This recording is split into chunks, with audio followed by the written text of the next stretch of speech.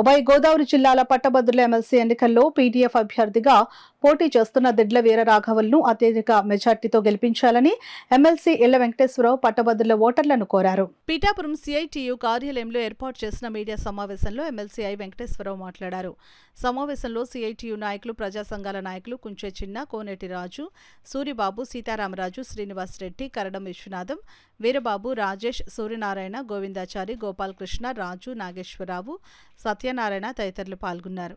దిడ్ల వీరరాఘవల్ను కూడా అదేవిధంగా గెలిపించి ప్రజల పక్షాన పీడీఎఫ్ వాయిస్ వినపడేటట్లుగా ఈ ప్రభుత్వాన్ని వివిధ రకాల ప్రజా సమస్యల మీద నిలదీసేటట్లుగా, ప్రశ్నించేటట్లుగా, ప్రజల పక్షాన బాసలుగా ఉండేటట్లుగా, ప్రజా ఉద్యమాలకి ఒక మద్దతుదారుగా ఉండేటట్లుగా వీళ్ళని గెలిపించాలని చెప్పి మీ అందరికీ విజ్ఞప్తి చేస్తున్నా. మాకేం వ్యక్తిగత ప్రయోజనాలు లేవు, సొంత ప్రయోజనాలు లేవు. ఈ ఎమ్మెల్సీ ద్వారా వచ్చేటువంటి పదవితోటి లేకుంటే డబ్బులతోటి ఊరేగాలనేటువంటి భ్రమలు కూడా మాకు లేవు. మాకున్నదల్లా ప్రజా ఉద్యమ చరిత్ర.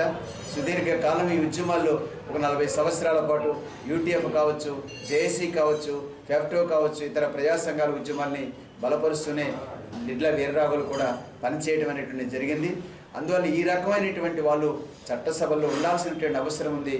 పాలకపక్షం, ప్రతిపక్షం వాళ్ళ సొంత వ్యవహారాలు అయినప్పటికీ కూడా నిజంగా ప్రజల పక్షాన, ప్రజా సంఘాల పక్షాన వాయిస్ వినిపించాలనంటే ఈ యొక్క పీడీఎఫ్ ఆ పాత్ర పోషిస్తుందని చెప్పి తెలియజేస్తూ ఉన్నాను. ఆ రకంగా నిక్కచ్చిగా విధానాల మీద, అంటే మా విమర్శ ఎక్కడ వ్యక్తిగతమైనది కాదు, మా విధానాలు ప్రజా వ్యతిరేకమైనటువంటి ప్రభుత్వ ప్రజా వ్యతిరేకమైనటువంటి విధానాలని బ్రేక్ చేసేటువంటి పద్ధతిలో ప్రజానుకూలమైనటువంటి చట్టాలు కావచ్చు, ప్రజానుకూలమైనటువంటి నిర్ణయాలు తీసుకునేటువంటి పద్ధతిలో inside council, out side council ఆ రకమైనటువంటి పాత్ర పోషించేటువంటి పద్ధతిలో ఈ పీడీఎఫ్ పనిచేస్తుంది.